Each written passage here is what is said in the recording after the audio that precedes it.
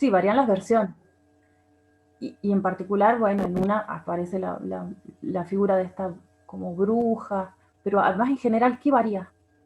Varía por ahí el protagonista, el protagonismo que se le da a cada uno de los personajes. Y como le había comentado en la clase a la profesora, también, por lo menos en las imágenes que nos muestran para acompañar las versiones, cambian algunas cosas, como que en la versión del último, del que era de la otra tribu, eran todos esclavos africanos que se habían escapado. En la primera versión, no me acuerdo cómo se llamaba el señor, que decía que era descendiente de, ¿cómo se llamaba el fundador? Em, No importa, del fundador, yo tampoco me acuerdo. Descendiente del fundador, y el fundador supuestamente era un portugués que estaba escapando de la corona con un montón de gente llevando la campana y todo eso. Y en la segunda versión de la señora, que de nuevo decía que era descendiente de la protagonista, que es más, tenía lunar y todo, ahí le daba más protagonista a Mariadina, creo que se llamaba, y la presentaba como una heroína que había tomado el puesto del otro cuando se murió. Y después estaba la otra versión, yo conté cuatro versiones principales, por así decirlo, que era del chico que decía que Mariadina era una bruja y estaba loca, y dio detalles que no necesitábamos, como que el fundador se había muerto de diarrea, creo que decía. Sí. Este, y entonces eso, ¿no? Es lo que varía en las versiones, que ninguna es científica, ojo, lo que quiere, lo que supone, el rol que le dan a Vía es el de construir una historia científica, cosa que no hace y creo que tampoco le interesaba hacer. Eh, pero ninguna de las versiones, ¿no?, es científica, ¿no? Varía entonces los protagonistas, en una son las mujeres, los negros, una son más, la otra es la clásica historia oficial del militar fundador, héroe, ¿no?, que pasa todo tipo de dificultades para llevar a su pueblo a un lugar, casi, bueno, y además hay versiones que son como más míticas, míticas religiosas, como la de la bruja esa, ¿no? Bueno, ¿quién había levantado la mano? Y las bajaron.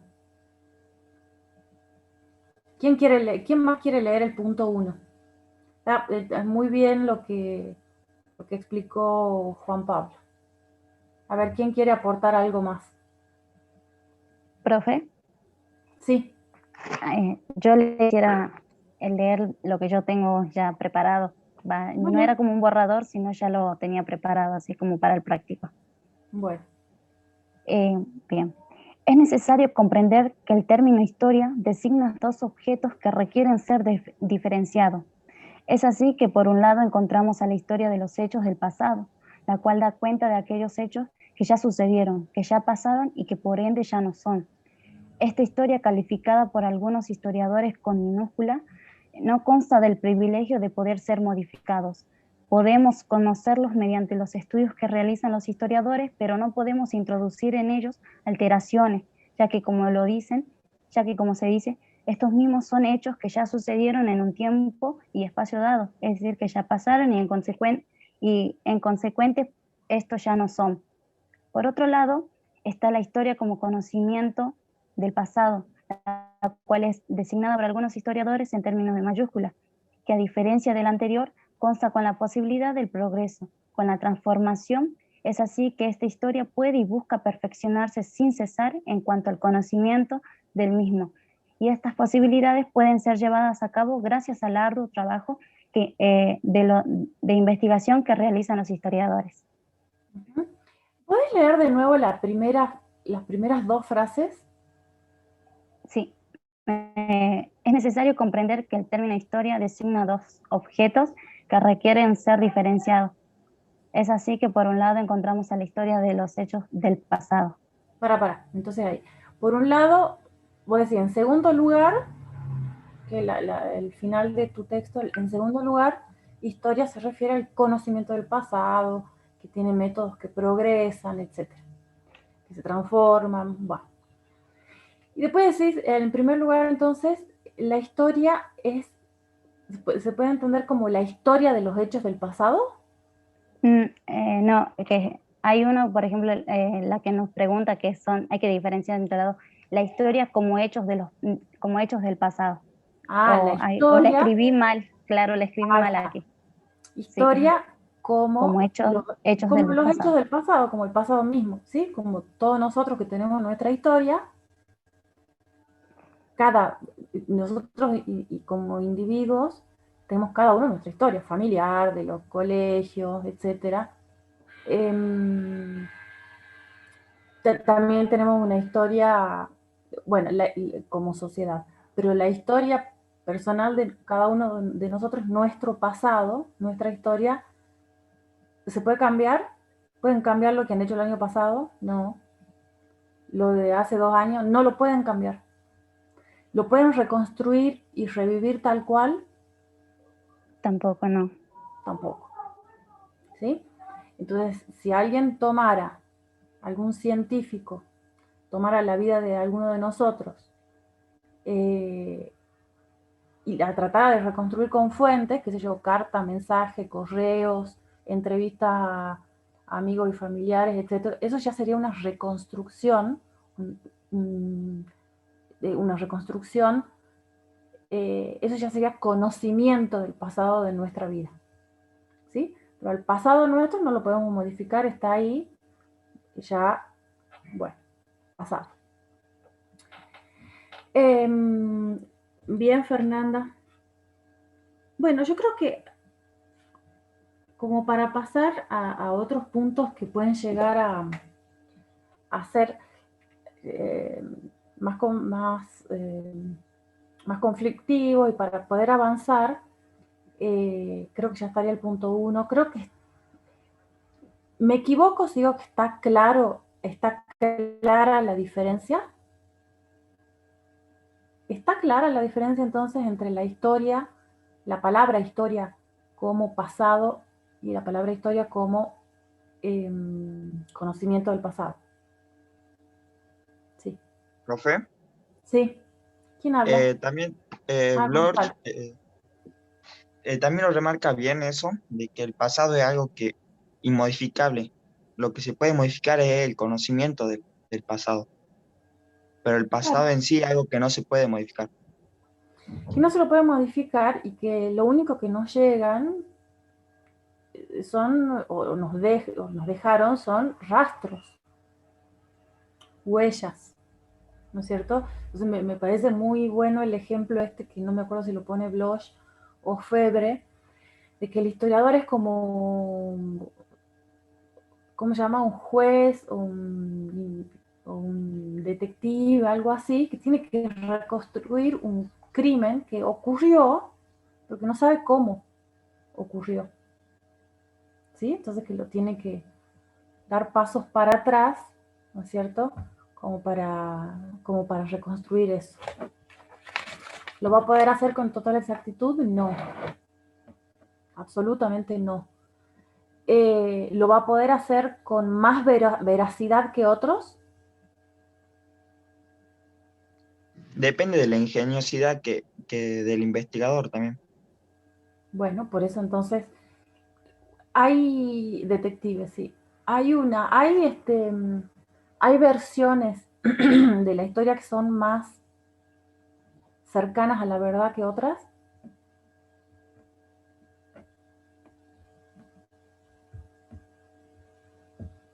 Bueno, ahí Josué dice enfáticamente que sí. ¿Profe? Sí. Y eso va a depender de la pregunta que se haga el historiador. Y si todos se hacen la misma pregunta, por ejemplo, ¿hay algunas versiones que pueden llegar a ser más verdaderas que otras? ¿O son todas igualmente válidas? Profe, hay una parte que cita o empieza a hablar de Gua, donde dice que hay como una historia estatista, por así decirlo, no me sale la palabra, donde depende de cuáles son habla de la burguesía y de los estados que van a establecer más o menos cuáles son la historia más verdadera que otras, ¿no? Resaltando más ciertos héroes, queriendo transformar o queriendo hacer una identidad nacional o, o algo que más les parezca que puede validar los hechos del presente, por así decirlo. Sí. Eso yo creo que es lo que va con la pregunta. Bien. De que si hay una historia más verdadera que otra y hay que como que esta hegemonía, por así decirlo, de la historia la van a marcar ya sea la burguesía o ya sea el Estado, donde va a resaltar más ciertos héroes que otros. Digamos, se me está ocurriendo el caso de Güemes, la gesta gauchesca, que estamos acá en el Bicentenario casi, y que, por ejemplo, las relaciones que tenía Güemes con Buenos Aires, o las relaciones que tenía Güemes con los gauchos mismos, o con la aristocracia salteña. Digamos, y ahí hablaba de la polifonía de las voces, digamos que sería mucho más difícil hacer la historia de manera polifónica, tratando de resaltar todas las voces, por así decirlo, los más marginados, los de menos poder, el pueblo, la gente que ayudó a Güemes. Sí, de hecho, por ejemplo, ahí la profesora ayer hablaba de este caso de Güemes y de Sara Mata, que, bueno, una profesora que todavía sigue dando conferencias, salteña, pero una referencia nacional y hasta internacional de los estudios sobre esa época. Tiene un librito que se llama Los gauchos de Güemes. Sí cuenta un poco la historia de la familia, pero el capítulo central es ella se trata de responder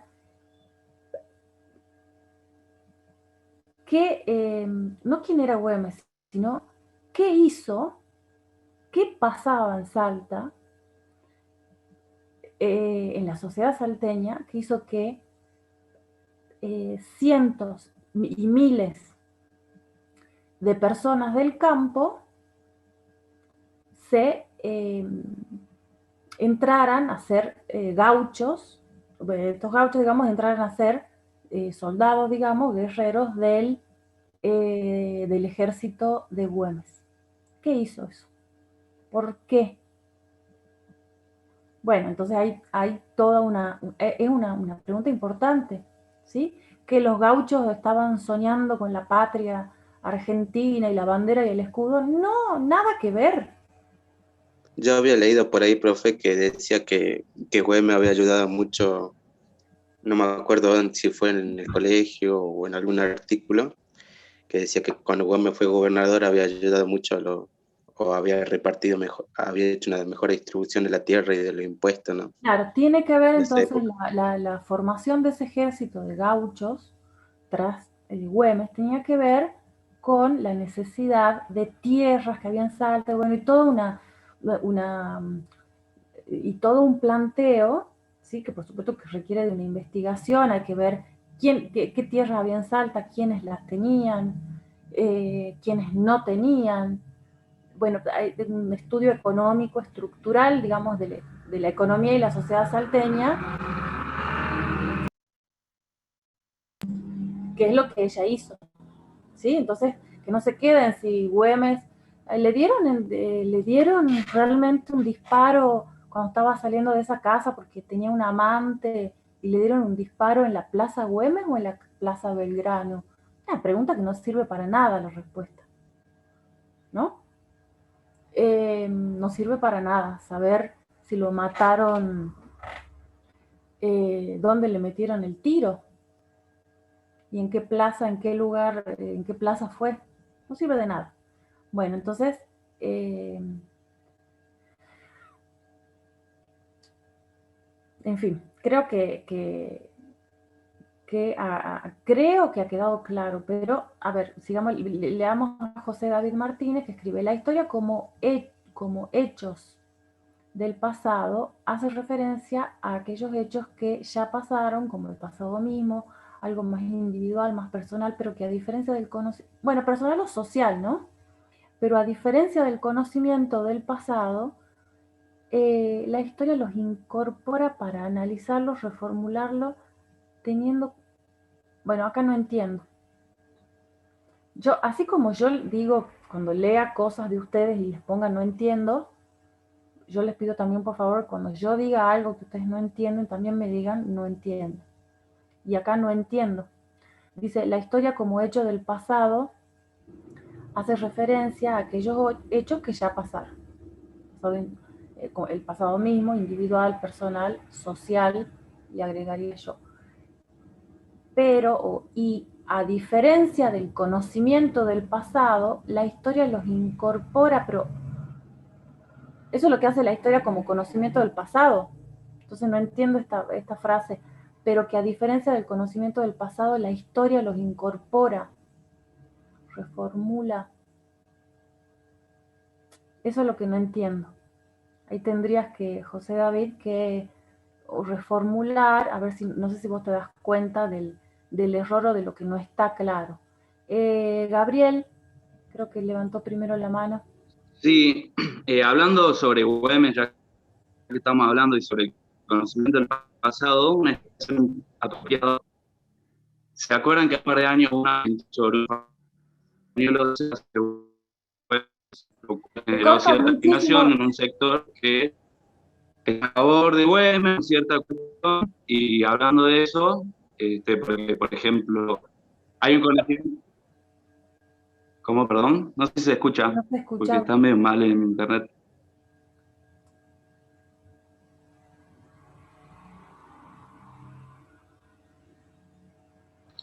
Más o menos se escucha, Gabriel. Sí, se escuchaba. Como que no se entiende algunas partes. Sí, no, bueno, ahí escribo porque me anda muy mal el Wi-Fi, pero... Dale. Vale, ahí lo podés escribir. Bueno. Entonces, si a alguien le quedan dudas, bueno, lo dice, ¿sí? La diferencia entre las dos. El punto 2, así como para que vayamos avanzando, dice, desde el inicio del desarrollo de la unidad 1, trabajamos distintos aspectos vinculados al estudio, al objeto y los sujetos de la historia y a su constitución como conocimiento científico desde el siglo XIX. En ese sentido, respondimos la pregunta en relación a qué características tiene que cumplir un conocimiento para ser considerado científico. A partir de allí, analizamos las especificidades del conocimiento histórico, su método y las formas de acceder al conocimiento del pasado. Explicar en 3 párrafos como máximo por qué se considera a la historia como un conocimiento científico. Incluir todos los aspectos que trabajamos y caracterizarlos. Entonces, ¿por qué se considera la historia un conocimiento científico? Incluir todos los aspectos que se trabajaron y caracterizarlos. A ver, ¿quién quiere?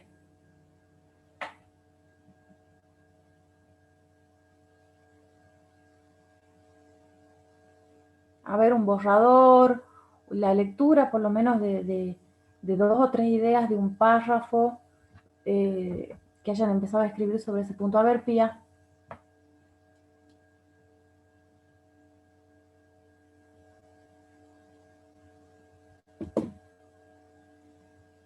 Pía, ¿me escuchás?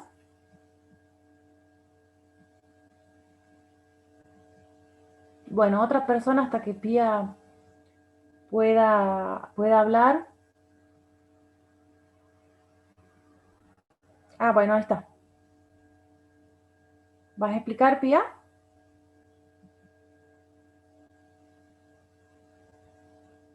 No se te escucha, no se te escucha.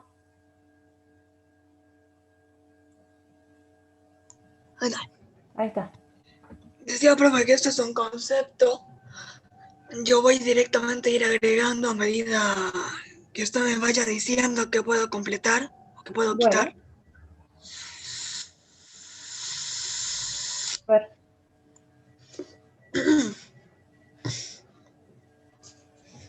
Dice, han sugerido procedimientos de investigación antes ignorados. Sabemos mejor que nuestros antepasados interrogar las lenguas sobre las costumbres que aprendimos sobre las costumbres y aprendimos a descender a lo más profundo del análisis de la realidad, porque los textos o documentos arqueológicos, aunque sean claros, no hablan si no se les sabe interrogar.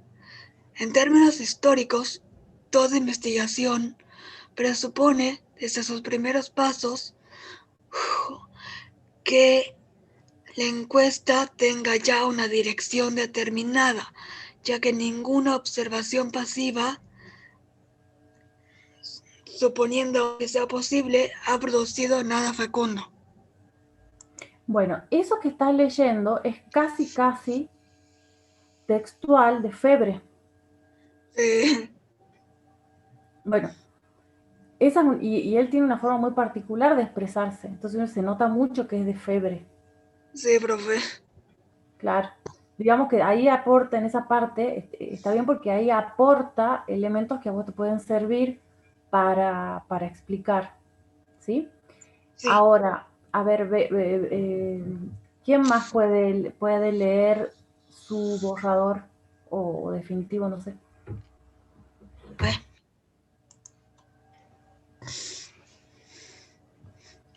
O por lo menos decir, a ver, cómo encararía esa pregunta, o cómo empezaría a responder. ¿Por qué se considera la historia un conocimiento científico? Incluir los elementos que se trabajaron. Si no han podido responder a eso, entonces van a tener que releer Aróstegui, ver los primer y segundo y tercer, bueno, ver todos los teóricos, las clases teóricas. Yo diría, profe, yo empezaría diciendo, no sé si esto está bien, por eso no lo agregué, empezaría diciendo que directamente la historia es una ciencia porque tiene un objeto de estudio, el cual es el hombre, y sus intereses y características. Sí.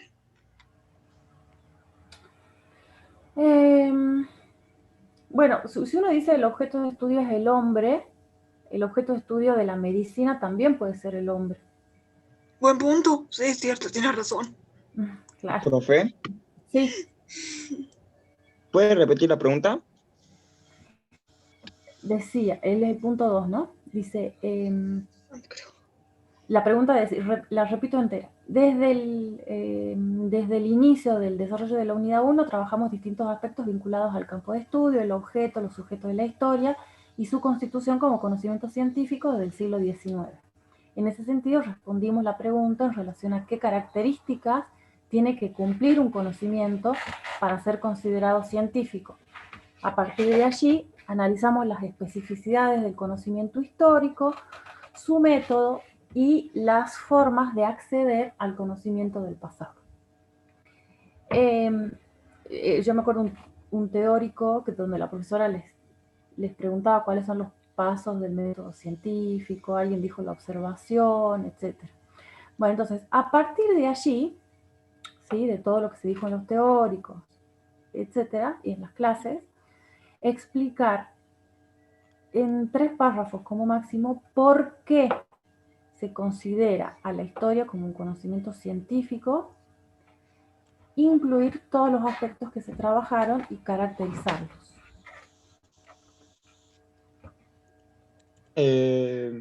Yo creo, o sea, tengo como un borrador acá, pero como que todavía no me decido si estará bien o no. Primero en principal, o sea, lo que remarcó usted antes de comenzar la clase, que es la historia se encuentra en las ramas de las ciencias sociales, que tiene un campo que es interdisciplinar, el campo de la historia, que puede ser, digamos, compartido, no compartido, sino que uno de los problemas de la historia es que,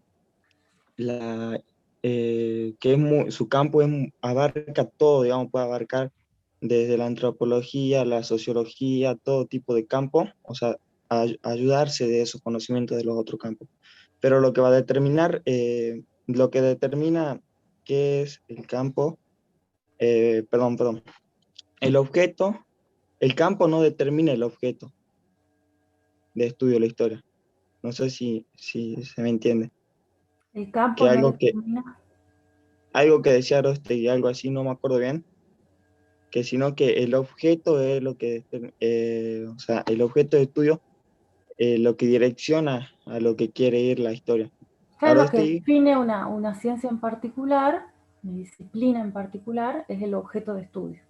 Eso decía él, digamos, de que el campo no iba a determinar el objeto. O sea, sí, pero no me acuerdo bien, ya lo voy a buscar bien a esa frase. Porque lo que dice él, un campo es Acá una dice, cosa muy... profe, que dice el objeto de la historiografía, eso, digamos, yo marqué esto en lo de Arostegui, el objeto de la historiografía es solo una de las dimensiones de lo humano, pero que afecta a todas las demás, porque es una atribución común a todas ellas. El problema de la historiografía es que no puede delimitar su campo a un solo nivel o sector de la actividad humana, sino como que cada uno de esos niveles o sectores tienen un tiempo. La historiografía, no cada historiador es en concepto claro. Ay, no, va que está medio borroso acá. Tiene que analizarlos todos, digo. Aquí lo encontré, profe. Profe.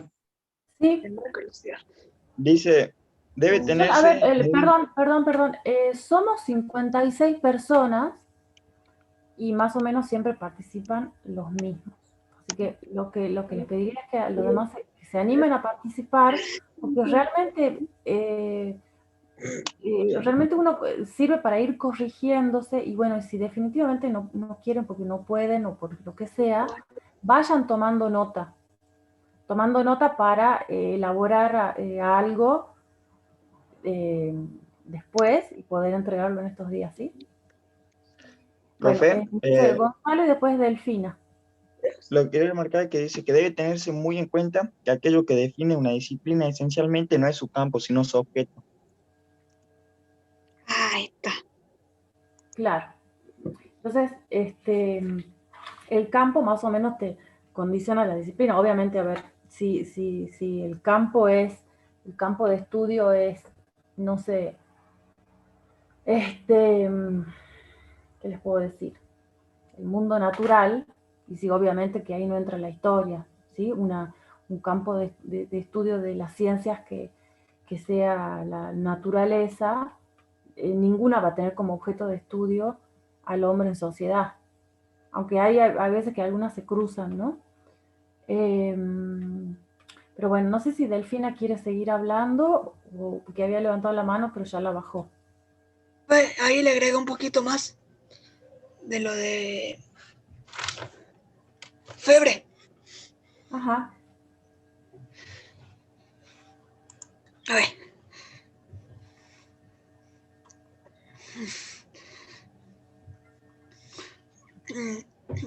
Ahorita yo lo comencé diciendo que la historia es una ciencia porque posee un objeto de estudio, el cual es el hombre, porque la ciencia directamente no se centra en un nombre que es abstracto, como en la filosofía, para dar un ejemplo, sino que se centra en un nombre comprendido en el marco de la sociedad en la cual él es miembro. Bien, ahí está como, ahí has empezado bien. Está bien. Así ahí podés seguir. Sí. El objeto puede ser el hombre en el tiempo, o sea, el estudio de la historia del objeto es el hombre en el tiempo. Los hombres. Y claro, las sociedades en el tiempo. Matías. Los hombres y las sociedades. Sí, profe. Yo aquí le quería agregar eso, que la historia es como conocimiento científico porque estudia las actividades de lo que es el hombre que viene de las sociedades a través del tiempo, de las transformaciones, de los hechos a través del tiempo. ¿Eso es la historia como conocimiento científico o tiene que ver algo? Muy bien, pero a ver, ¿qué hace que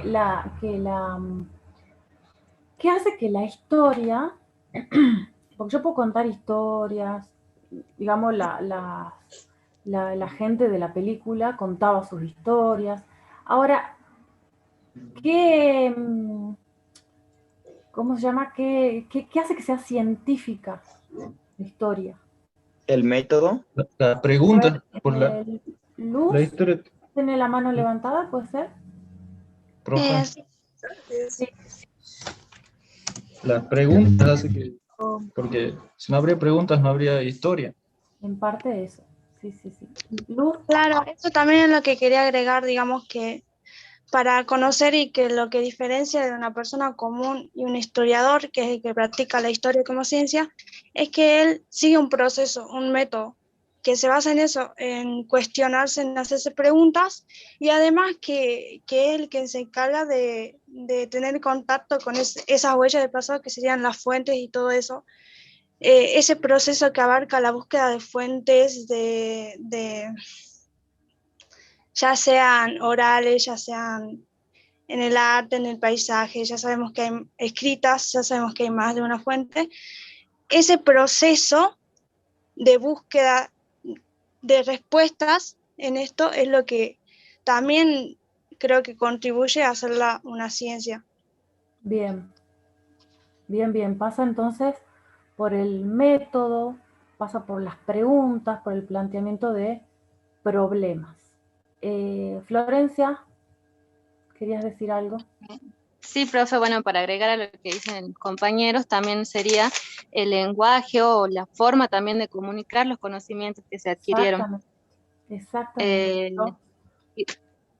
Y bueno, la profe también explicaba que, digamos que el método fundamental de la historia como disciplina es el plantearse un problema, una pregunta, luego seleccionar el tiempo, o sea, la temporalidad, que va a estudiar esa pregunta, que va a investigar, y bueno, y luego la selección de las fuentes, digamos, y saberle hacer preguntas a esas fuentes. Perfecto. Ariana. Yo quería decir eso que ya estuvieron poniendo en el chat, que tiene que ser verificable, que alguien con las mismas fuentes tiene que poder llegar a las mismas conclusiones que yo. Exactamente. Uno cada vez que escribe, en los trabajos de investigación que uno hace, al final del trabajo no solamente pone la bibliografía, sino un subtítulo que dice fuentes. Entonces yo tengo que poner, bueno, qué sé yo, no sé, actas de asamblea del gremio de metalúrgicos del año acta número tal del gremio de metalúrgico de 1971, extraído o transcripto en Diario El Tribuno, 3 de marzo de 1971.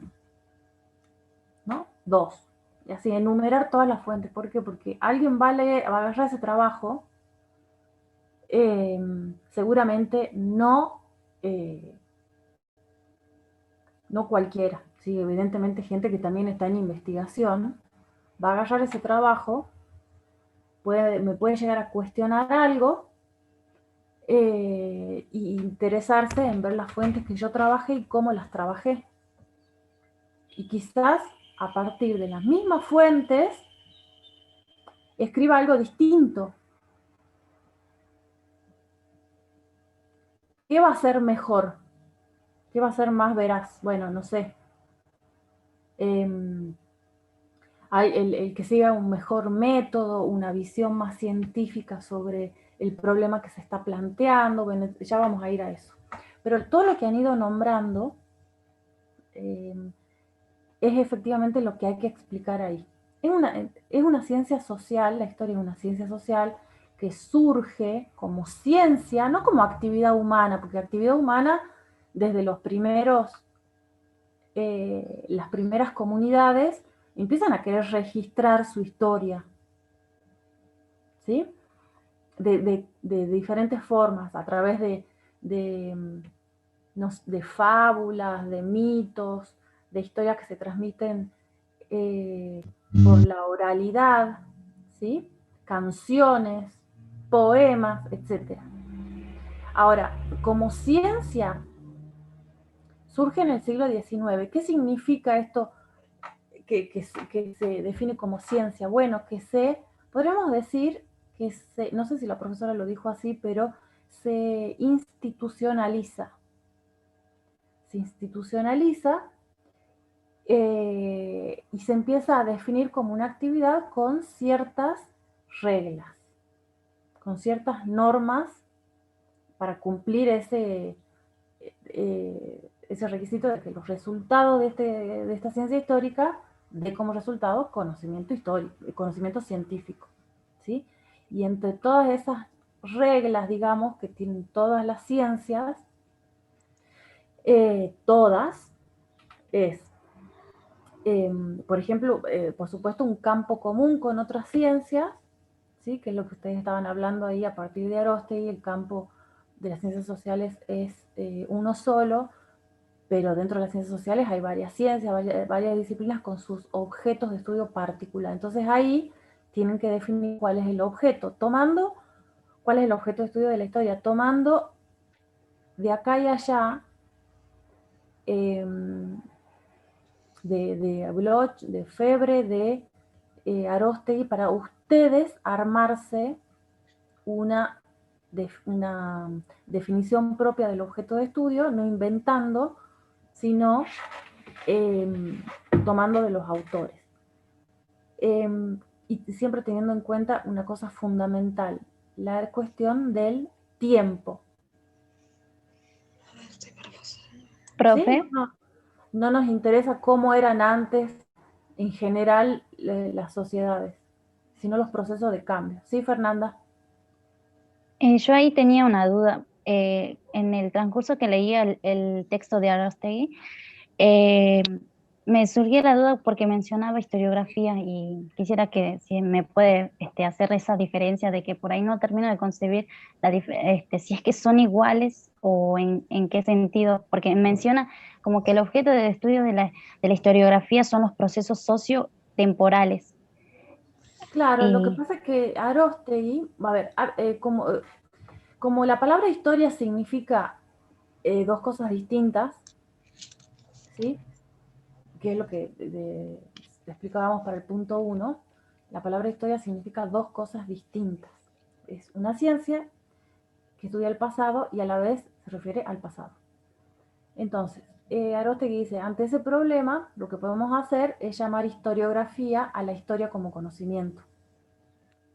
Entonces, cuando él dice historiografía, él se refiere a la ciencia histórica, a la historia como ciencia, para distinguirla de la historia como pasado.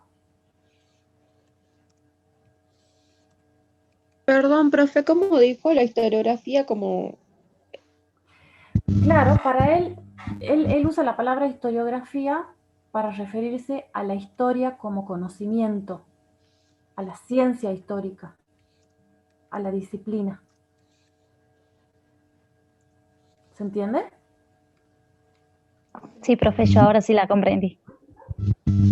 Porque nosotros insistimos, y todas las carreras de historia y de sociales, lo que sea, se hace esta diferencia entre la palabra historia significa el pasado, lo que ya ha pasado, y historia también es la ciencia histórica que estudia ese pasado. Claro, entonces, profe, y también sí, se habla de unir, por eso también creo que al principio hablábamos de una historia en mayúsculas y una historia en minúsculas.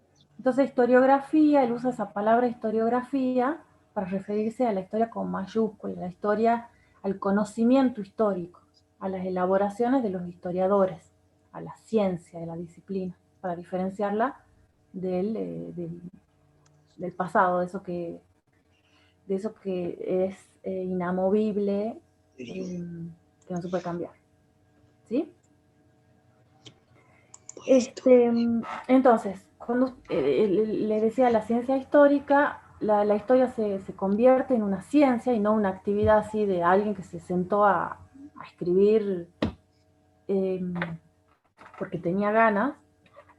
Es una ciencia particular desde que se institucionaliza, digamos, en el siglo XIX. ¿Y por qué se institucionaliza y adopta ciertas normas y reglas como disciplina? Lo hace al mismo tiempo que se van construyendo los estados nacionales, porque los estados nacionales necesitaban de una disciplina, ¿no es cierto?, que escriba la historia supuestamente objetiva, totalmente objetiva, de ese estado que estaba surgiendo. Entonces ustedes los grandes libros de historia de Vicente Fidel López, de Bartolomé Mitre, de todos esos grandes historiadores argentinos son del siglo XIX. ¿Sí? Hoy ha cambiado mucho la forma de escribir historia, pero bueno. Entonces, esta institucionalización y adopción de cierta estructura y ciertas normas y reglas, como toda disciplina, entonces está la definición de un objeto de estudio, está la definición, digamos, o la reflexión acerca de un método particular. ¿Sí? Y en ese método y esas herramientas que Febre dice que están en permanente progreso, ¿no es cierto? ¿Qué implica un método? ¿A qué herramientas se refiere? Bueno, se refiere no solo al tema de la definición de un problema de investigación, de una pregunta, ¿sí? Y de la adopción, digamos, de teorías sociales para la investigación y la respuesta a esas preguntas y problemas. ¿Se entiende?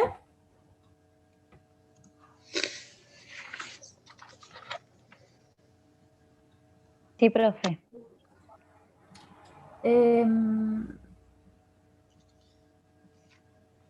Dice una compañera,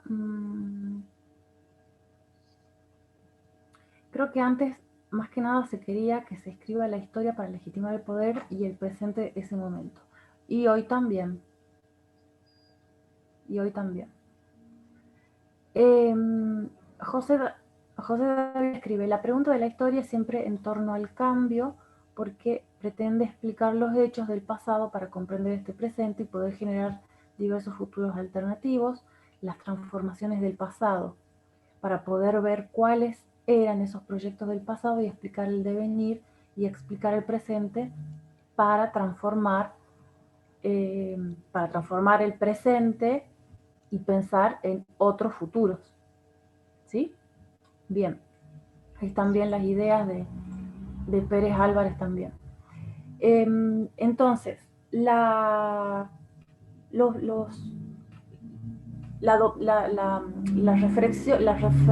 reflexión a partir de un método, ¿sí? Eso lo tiene toda ciencia. Toda ciencia configura y reflexiona acerca de sus métodos.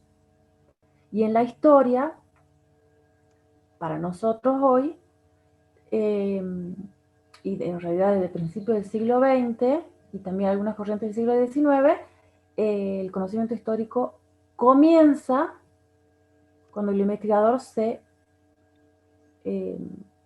hace alguna pregunta, ¿sí? Se plantea algún problema histórico, que es, como les decía yo, el problema que se plantea Sara Mata en el libro este que se llama Los gauchos de Güemes.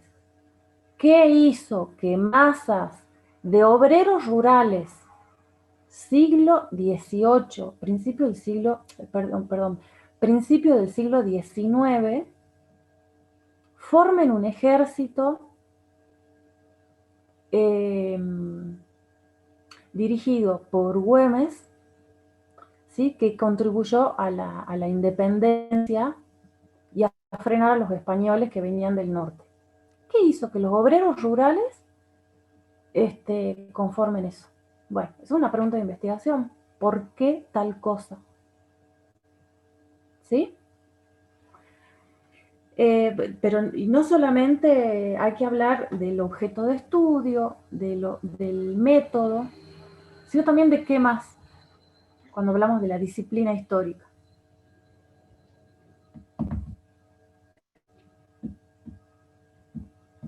Puede ser, profe, el lenguaje con el que se comunica, con el que comunica eso es importante. A ver, ¿qué más podría decir sobre eso? Yo creo que lo que entendí fue que cuando la historia adopta normas porque se institucionaliza como una ciencia, cada ciencia tiene un lenguaje científico, digamos, particular.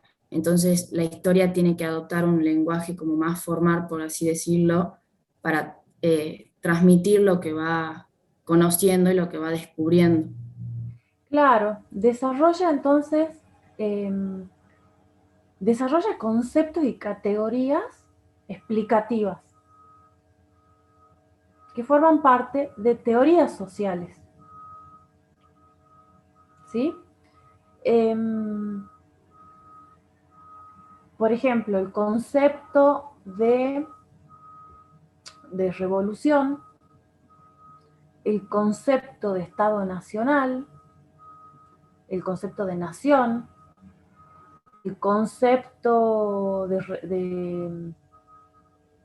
puede ser de rebelión, bueno, en fin, ¿sí? Una disciplina que como dice Florencia, que repita, bueno, la ciencia histórica, como es una ciencia que también en algún punto trata de generalizar, ¿sí? Como toda ciencia, ¿sí? Las ciencias no se ocupan de particularidades, sino también de las particularidades en relación con generalidades sociales. Bueno, al ser una ciencia, desarrolla teoría social, o sea, sobre el funcionamiento de la sociedad. Y para eso desarrolla también, utiliza o también toma de otras ciencias conceptos o categorías particulares que no son del sentido común. ¿Sí? Por ejemplo, los conceptos de revoluciones, para hacer referencia a, bueno, a ver, está la revolución neolítica de hace 10.000 años, está la revolución francesa, está la revolución rusa, todos fueron procesos diferentes, pero a todos se los llama revolución. ¿Por qué? Bueno, hay toda una teorización sobre conceptos que nos sirven para explicar tanto fenómenos políticos como económicos que ocurrieron hace 100 años y hace 10.000 años, como por ejemplo este que les digo, revolución. El concepto de guerra, el concepto de clase social, el concepto de nación, ¿sí? Hace referencia a realidades diversas, y esas realidades diversas, entonces, de ese estudio, digamos, surgen conceptos, categorías que me permiten pensar diversas sociedades, ¿sí? Toda ciencia tiene un lenguaje particular y conceptos y categorías que surgen del estudio y para el estudio. ¿Sí? Conceptos, ya les digo, como ya lo vamos a ir viendo. Ahí lo próximo que tienen para leer, creo que es esa ficha de materialismo histórico que les escribí, está llena de conceptos que utiliza la historia. ¿Sí? También otras disciplinas sociales, pero la historia en particular. Pero además del lenguaje, ¿con qué trabaja el historiador? ¿Con cuál sería la materia prima? Físicamente hablando. Profe. Sí. ¿Las fuentes? Las fuentes. Jarrones, documentos e incluso fotos. Bien. Entonces, ese es otro punto que tienen que desarrollar ahí. ¿Qué hace que la historia sea una ciencia? Bueno, objeto de estudio, método, teorías, conceptos, lenguaje particular. Fuentes. ¿Qué tipo de fuentes? Bueno, no solamente los documentos escritos, ahí tienen el escrito de Febre para pensar este tema de las fuentes, ¿sí? Que hace que se pueda verificar también parte de lo que digo, ¿sí? Si escribo sobre historia. Ahora les hago una pregunta que yo vi que en el trabajo práctico número 1 hay muchos que no la podían responder.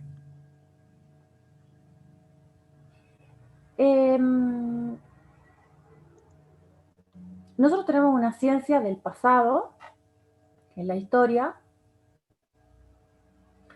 o sea, que trabaja a partir de la observación indirecta, porque no voy a ver el pasado, no me traslado al año 1789 con la Revolución Francesa para ver qué estaban haciendo los franceses, ¿sí? No puedo.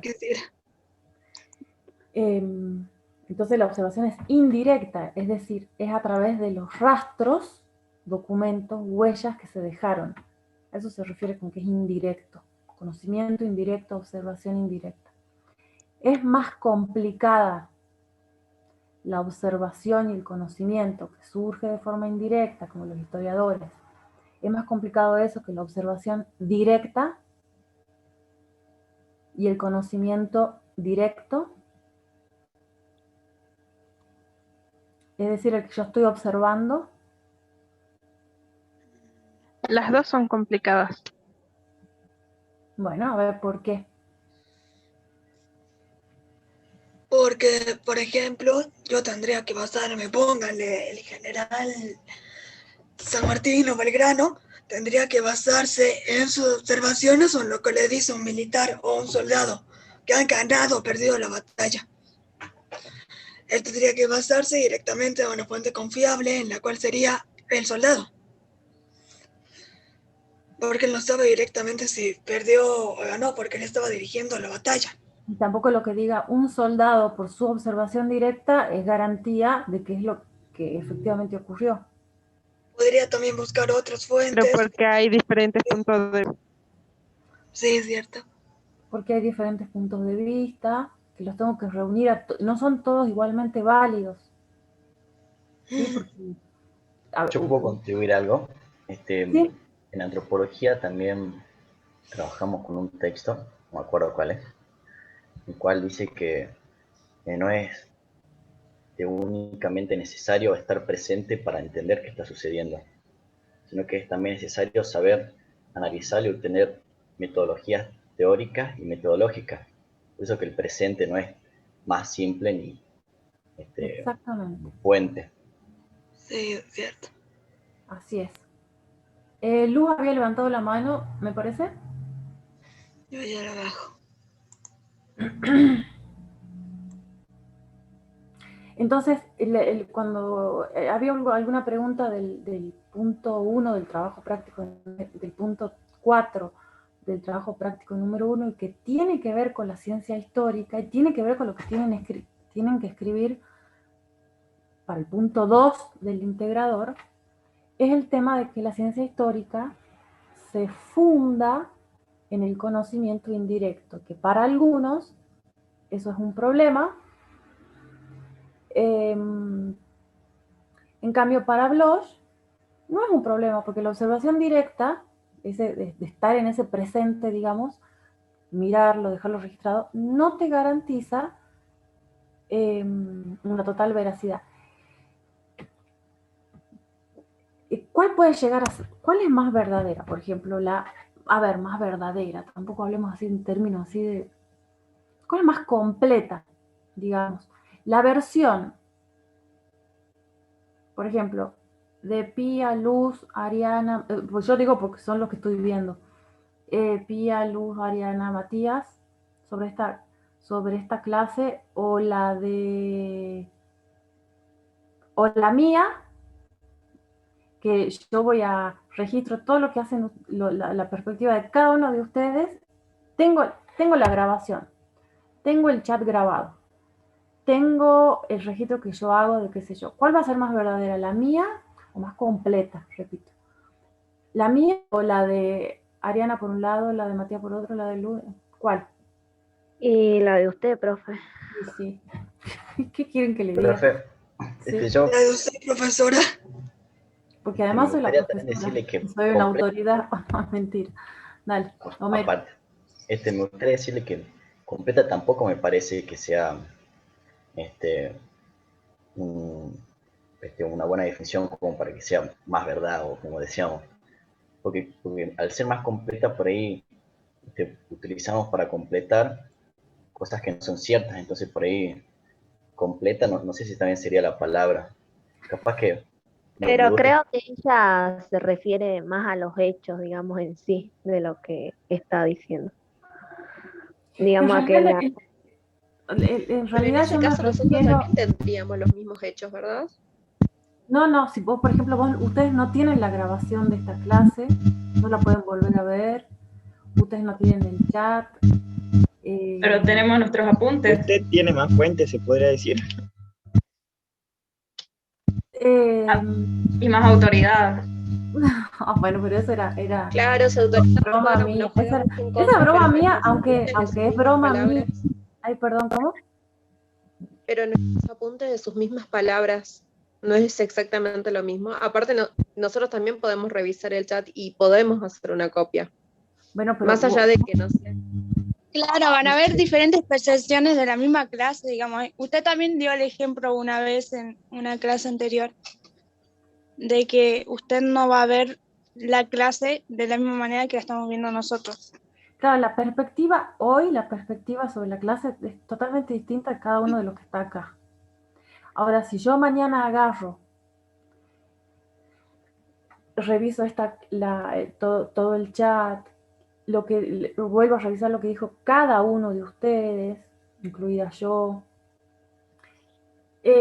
digamos, tomo entonces el objeto de estudio que sería esta clase desde diferentes lados y las acoplo, las relaciono, todas esas perspectivas.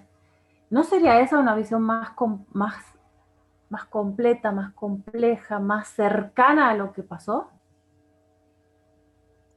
Les tomo testimonio a ustedes, les pido a ustedes que me pasen sus apuntes. Entonces, ¿se entiende eso? Sí, profe, va directamente juntando todas las fuentes A ver, sáquenme para hacer un concepto. Sí. ¿O no? ¿Cómo? Va directamente juntando todo lo que ve en la clase, todo lo que vio y lo que nosotros dijimos, para directamente comprobar y crear un concepto. Surgirán conceptos, y además que no será solamente para reconstruir la clase, sino que, supongamos, me podría plantear alguna pregunta. ¿Sí? Aldana, habías dicho algo y hablamos encima.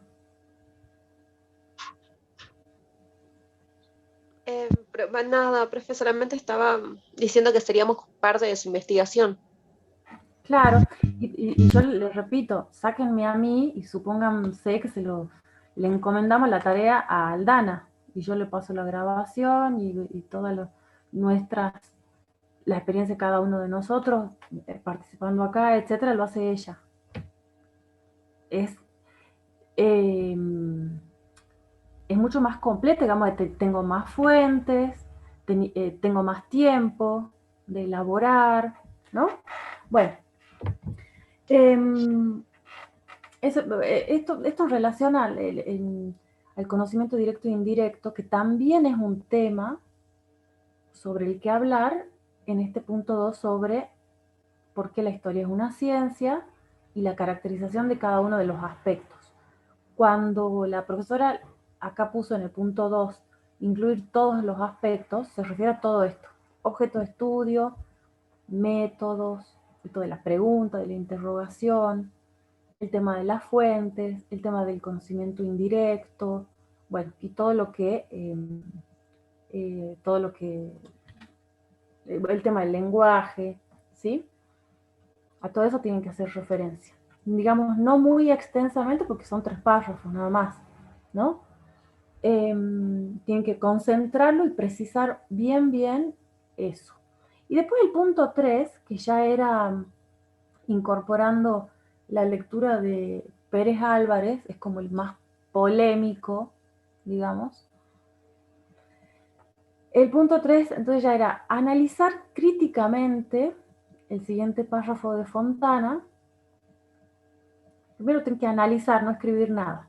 Analizan y a partir de ese análisis, dice, e incorporando la lectura de Pérez Álvarez, tienen que elaborar un pequeño escrito que contenga algunos o todos de los siguientes elementos. O sea, ustedes tienen que escribir algo, ¿sí? También de extensión, de poca extensión, no más de una carilla, dice,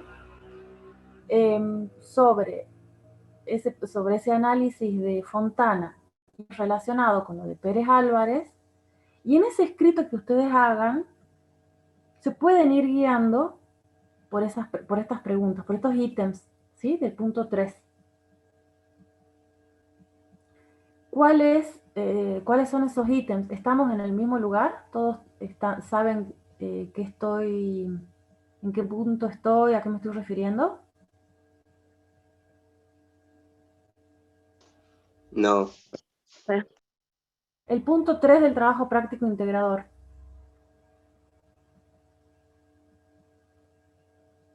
Sí. Profe, ahí, se veía medio mal el texto que mandaron al Moodle de Álvarez, como que estaban los logos así, no dejaban ver bien. Pero bueno, ahí encontré la página y ya la puse acá, por si a alguien le sirve. Ah, la pusiste, yo la estaba buscando también. Bueno, listo. Ahí está. Buenísimo. Historia debates, ¿no? Ahí está. Bueno, el punto 3 del trabajo integrador. Tienen que hacer un escrito, en ese punto, un escrito corto de una carilla o menos de una carilla, que sea un análisis en donde desarrollen ustedes esta cuestión de la historia como relación entre pasado, presente y futuro. La función social de la historia. En el punto 3 tienen que desarrollar algo en relación a la función social de la historia. ¿A partir de qué? No de lo que... no del sentido común, sino de las lecturas, de la lectura de ese párrafo de Fontana y del texto de Pérez Álvarez. Dice el párrafo: hemos de elaborar una visión de la historia que nos ayude a entender que cada momento del pasado, igual que cada momento del presente, no contiene solo la semilla de un futuro predeterminado e inevitable, sino la de toda una diversidad de futuros posibles, uno de los cuales puede acabar convirtiéndose en dominante por razones complejas, sin que esto signifique que sea el mejor. Esa frase sobre el tema de que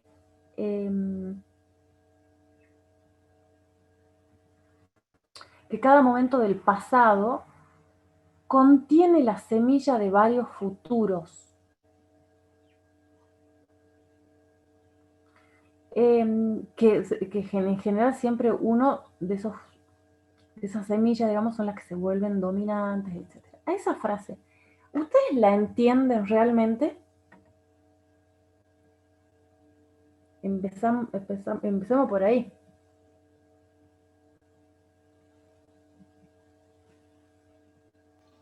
¿Cómo era la frase, perdón? La del punto 3 del trabajo integrador. Que dice, es de Fontana. El punto es analizar críticamente esa frase y relacionarla con la de Pérez Álvarez. La frase dice: hemos de elaborar una visión de la historia que nos ayude a entender que cada momento del pasado, igual que cada momento del presente, no contiene solo la semilla de un futuro predeterminado e inevitable, sino la de una diversidad de futuros. El pasado contiene la semilla de una diversidad de futuros, uno de los cuales puede acabar convirtiéndose en dominante, sin que eso significa que sea el mejor. Estoy sintetizando. Primero que nada, eso lo... Perdón, ¿querías hablar, Aldana? No, perdón, seguí. Todos van a hablar. Primero que nada, está haciendo referencia al concepto lineal que realizan los historiadores antes que Fontana, a los cuales le hace una crítica. Bueno, y esta visión nueva que él propone, bueno, no sé si lo propone solo él, imagino que habrán sido varios. Sí, varios. Busca tener más en cuenta las diferentes líneas de futuros, digamos, de propuestas hacia un futuro. Y esto significa incluso de lo que hace cada persona, digamos, no sé de qué punto de vista puede ser, pero imagino que será más referente a grupos, digamos, a grupos sociales, de lo que puedan generar cambios más masivos. Y que no es uno solo el que existe y porque triunfa es el único que pudo haber sido, sino que existen muchos más que fueron, digamos, derrotados, digamos, en el proceso de subir a lo que es la realidad de hoy en día, y que tienen que ser también tomados en cuenta, como semillas, como él dice. Sí, mira, mientras vos hablabas, esto de pensar como en términos individuales,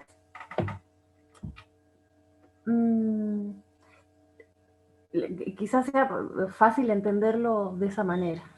Ustedes, imagínense que, bueno, lo que pasa es que ustedes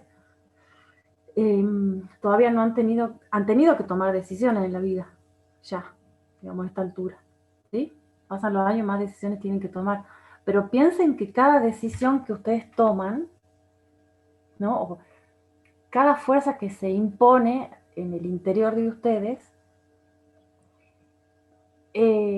los lleva a un camino, ¿no es cierto?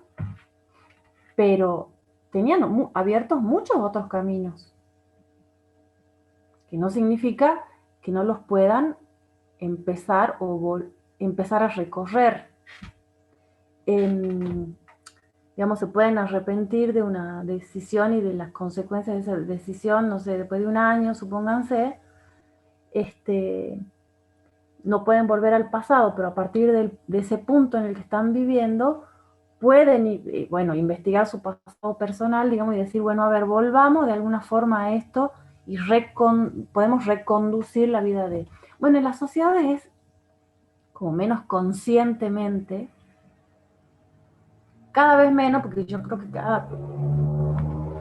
yo tengo la teoría social de que las personas en las sociedades son cada vez más conscientes de lo que hacen y hacia dónde van. Pero más o menos pasa una cosa así con las sociedades, ¿sí? Entonces, supónganse, ¿qué pasa? A ver, este tipo de preguntas no se hacen en la historia y no son preguntas de investigación, pero esto por ejemplo, ¿qué hubiese pasado si a Güemes no lo mataban? ¿No?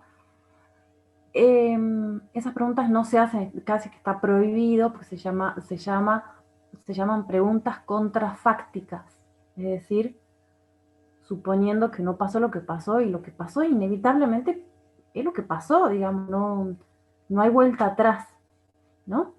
En ese aspecto. Pero en el momento de la Revolución de Mayo, ¿sí? En todo lo que después se llamó Argentina, las Provincias Unidas del Río de la Plata, han habido muchos proyectos que se dejaron de lado. Por ejemplo, el de Artigas.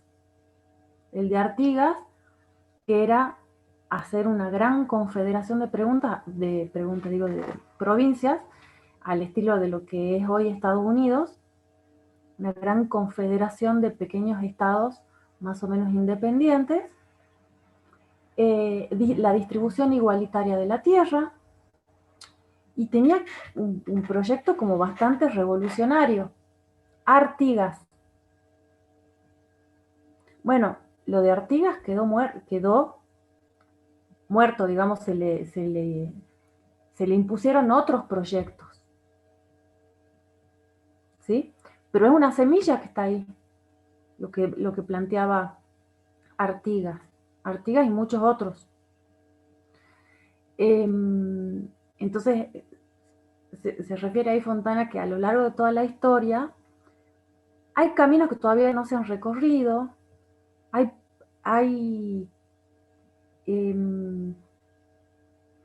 proyectos todavía a hacer realidad, digamos, que en otro momento perdieron, ¿no? Fueron derrotados.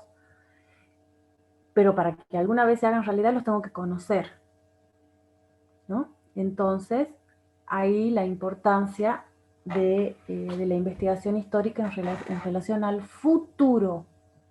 Yo no me puedo acordar quién era el filósofo, creo que ruso, que decía que la historia no es la ciencia del pasado, es la ciencia del futuro.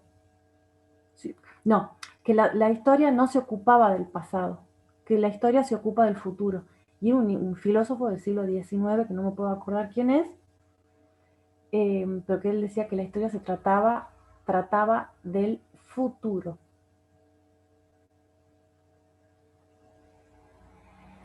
Bueno, entonces, sí. En el texto también de Pérez Álvarez, él también habla de eso, digamos, sea la historia que debemos apuntar, que tiene que ser la historia apuntada hacia el futuro.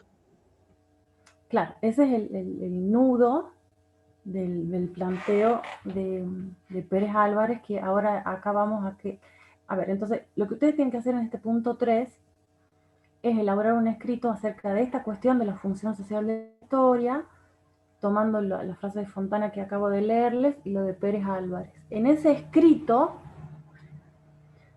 para la redacción de ese escrito, tienen que guiarse más o menos por estas preguntas. ¿Cuál es la función social de la historia y de los historiadores en la actualidad? ¿Qué implicancias tiene lo que sostiene Pérez Álvarez en relación a que es necesario recuperar los sujetos de carne y hueso en lo histórico y lo historiográfico? La capacidad, posibilidad, expectativa de predecir de la ciencia histórica y el vínculo entre pasado, presente y futuro, la caracterización que realizan los autores sobre el mundo actual y el compromiso social de los historiadores, análisis de las explicaciones lineales, deterministas, eurocéntricas y su relación con el conocimiento. Eso que les acabo de leer son los ítems o cuestiones, preguntas, digamos, que tendrían que estar más o menos respondidas o desarrolladas en ese escrito que ustedes hagan. ¿Alguien ha hecho algún borrador sobre ese punto 3 y lo quiere leer?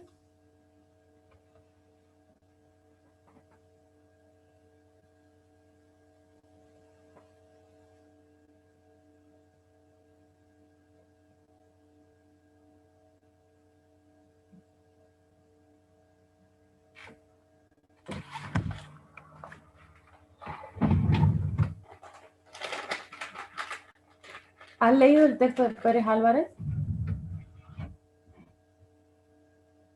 No, bueno, todavía no lo han leído. Él creo que es de los más fáciles que tienen, así que agárrenlo con tranquilidad y entusiasmo, porque la verdad que dentro de todo lo que vienen leyendo, que es bastante complicado, lo de Pérez Álvarez es más fácil. Va, creo yo. Bueno, dice Josué, la visión de cómo los hechos desencadenan efectos. Ahí está, se me salió el chat. La visión de cómo los hechos desencadenan efectos dominó y mariposa. La ley de causa y efecto genera la perspectiva lineal unidireccional del tiempo. Sí. Bueno, se podría discutir, pero me parece que sí. esta idea de que hay causa-efecto, un encadenamiento lineal, me parece que sí tiene que ver con esa perspectiva lineal, cuando no es una cuestión de causa-efecto como una cadenita, es una cosa de causa, efecto, retroceso, no solamente causas, sino muchas causas, muchas condiciones materiales, ideológicas, culturales, que intervienen en la configuración de un proceso, de una sociedad, de un fenómeno, ¿no? Así que sí, así es. Bueno, a ver, y los que han leído, bueno, Florencia, no sé quién más ha podido hacer una primera lectura de lo de Pérez Álvarez, bueno, ¿qué les pareció? Bueno, a ver, Florencia, tu duda. Profe, yo tengo una duda porque en la clase teórica la profe había dicho, por ejemplo, que la historia no predice y que tampoco aspiraba a predecir. Y al mismo tiempo yo entiendo, leyendo algunos de los textos, que es como que la historia sí busca, digamos, hacer teorías sociales. Entonces como que tengo una duda, digamos, respecto a eso de predecir. Sí, lo que pasa es que sí, efectivamente, digamos, esto de predecir nos lleva mucho al tema del Servicio Meteorológico Nacional, por ejemplo, ¿no? Entonces yo analizo las condiciones, no sé, de humedad, de esto, de lo otro, ¿cómo sería? Predecir. Puedo predecir el clima que va a haber mañana o qué sé yo. Y la historia no funciona así, ¿sí? Tampoco es el fin último de la historia predecir. Sí de la meteorología, sí de ese área, digamos. De la historia no es el fin. Pero, efectivamente, a ver, no es el fin, ni tampoco lo puede hacer con esa exactitud, entre comillas, que lo hace el servicio meteorológico, que mete la pata sistemáticamente, pero no lo puede hacer con esa supuesta precisión. Pero algo puede llegar a decir. Dice Andrés, no predice, lo que hace es, lo que hace es postular diferentes futuros o caminos posibles. Sí, porque lo que ocurre es que las consecuencias o a ver cómo les puedo decir, las consecuencias, los desarrollos, digamos, que tengan los fenómenos, las sociedades, no son infinitas, digamos, las condiciones sociales, estudiar las condiciones sociales te hacen ver que hay un número limitado de posibilidades de una sociedad. Por ejemplo, ¿había posibilidades de que se desarrolle una guerra mundial en la época de las cavernas?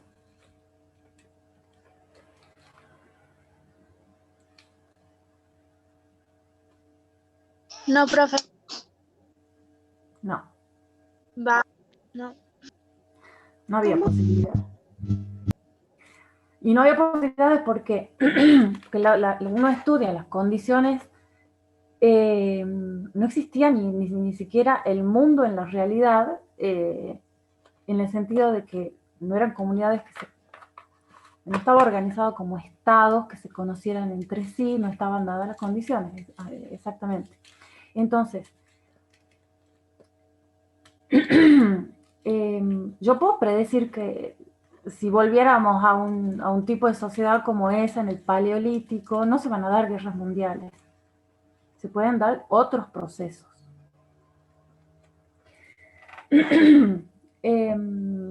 Estudiando las condiciones objetivas de una sociedad, yo puedo ver cuáles son las posibilidades de desarrollo que tiene, hacia dónde puede llegar a ir.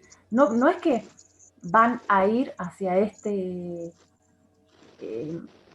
hacia este lugar, digamos, pero sí puedo decir, yo ahora lo que veo es, por ejemplo, no sé, ¿qué le puedo decir? Puedo prever, digamos, que por unos años más se va a retrasar el desarrollo de una crisis económica, porque quizá la reactivación de la industria química y farmacéutica, puedo predecir que no va a haber una crisis el año que viene o en el mediano plazo. Bueno, sí, Enzo, estabas por decir algo.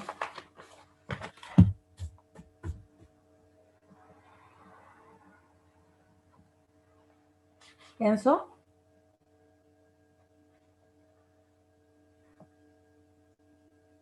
Y como decía, no me acuerdo si dijo Florencia o Aldana,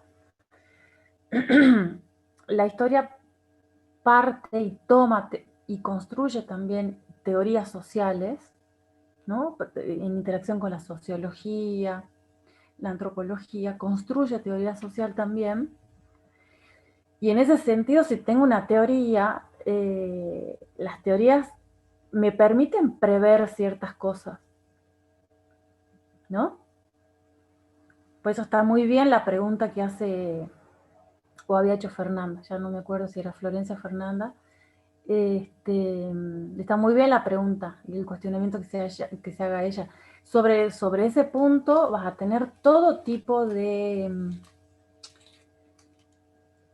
posturas entre los historiadores en la actualidad, ¿sí? La profesora expuso digamos, la postura de muchos historiadores en la actualidad. Hay otros que... Florencia.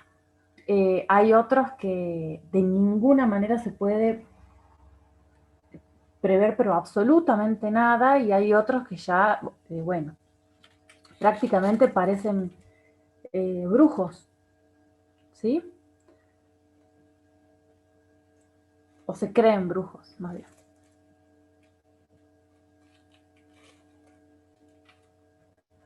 Bueno, ¿alguna otra cuestión sobre el texto de Pérez Álvarez que quieran aclarar?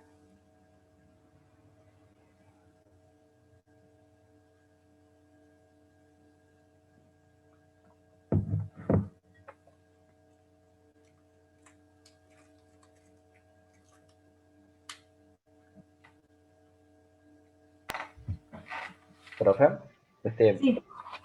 no es sobre el texto.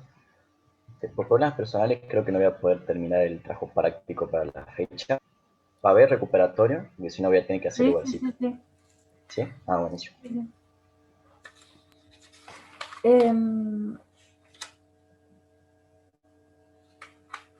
Creo que la idea fundamental bueno, dos o tres de ustedes creo que han ido al punto central del texto de Pérez Álvarez, esta cuestión de estudiar historia para encontrar allí, ahí él lo dice de una forma como muy clara, encontrar ahí los gérmenes, digamos, las semillas de proyectos alternativos de sociedad. ¿Sí? Fundamentalmente es eso. Después, a ver, déjenme porque yo les señalé algunas cosas importantes.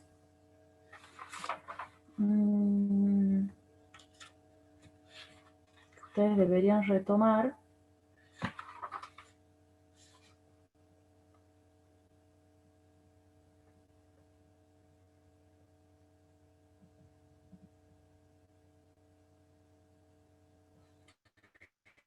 Por último, a ver, un ejemplo que estaba pensando, uy, ya son las 2. Bueno, un ejemplo un ejemplo ustedes vean cómo varía la historia, o las versiones sobre la historia. Durante mucho tiempo, a ver, yo les hago una pregunta a ustedes. ¿Ustedes creen que durante la dictadura militar en Argentina hubo luchas sociales?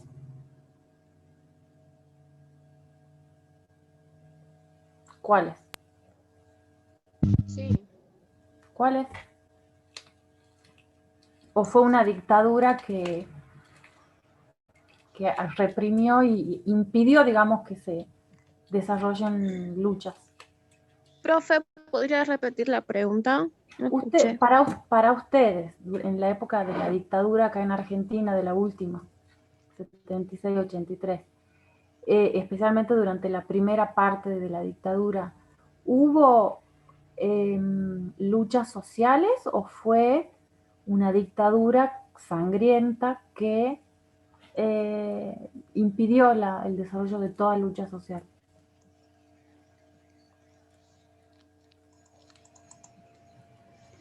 Y si las hubo, fueron reprimidas. ¿Y las hubo? Sí, sí hubo luchas sociales. Sí, Supongo que profe. el intento estuvo, digamos. Sí. Bueno, bien, entonces ustedes tienen una visión más,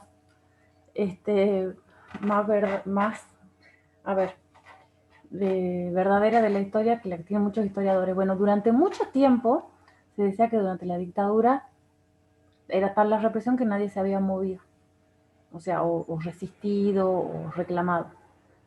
Y hay toda una visión así de la dictadura.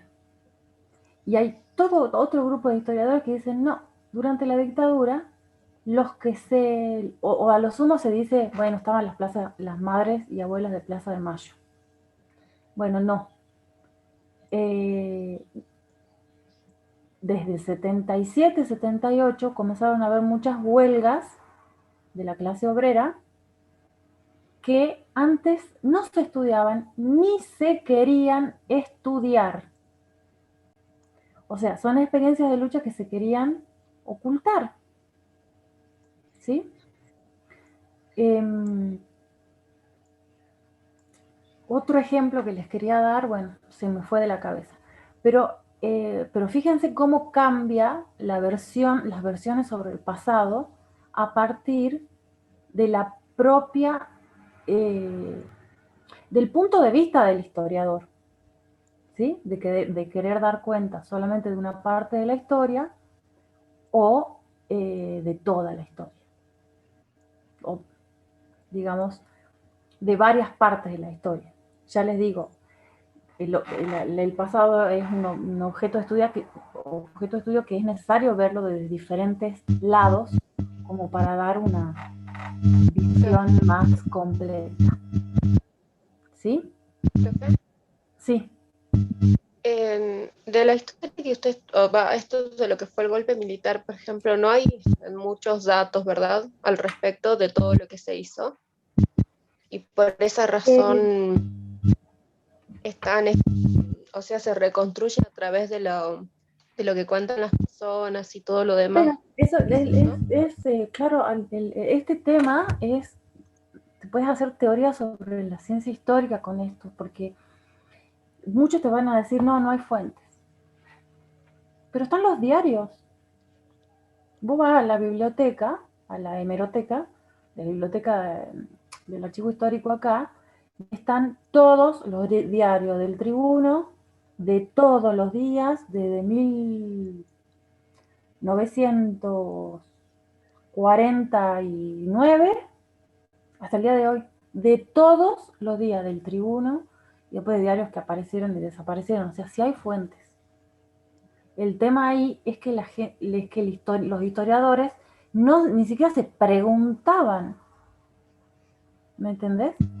Sí, pero también los medios de comunicaciones fueron muy controversiales con el tema al respecto, que no, o sea, se contradecían un montón. Por ejemplo, yo tengo a mis dos padres acá que mi papá dice que sí hubo y mi mamá dice que no hubo.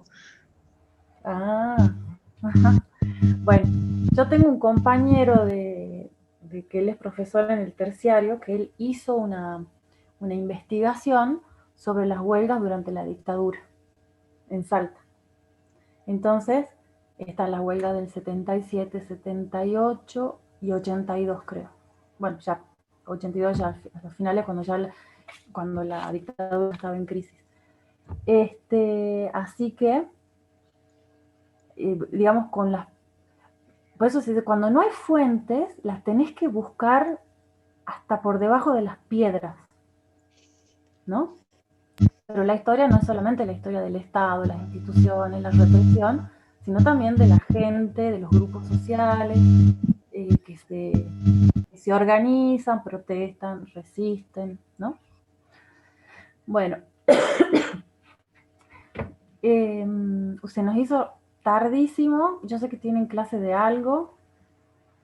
Bueno, yo los aliento a que escriban, por lo menos en borrador, envíen algo hasta el 11, viernes, sábado, suban algo al Moodle, aunque ya les digo, aunque sea en borrador, aunque sea unas cuantas ideas, cosa de que yo les pueda decir, bueno, si con eso es suficiente, si están bien escritas las ideas, expresadas, etc. Y en todo caso, si lo tienen que completar, después lo siguen completando, ¿sí? Bueno, nos veríamos entonces ya en la semana que viene, sí, hasta el 11, viernes o sábado, si quieren.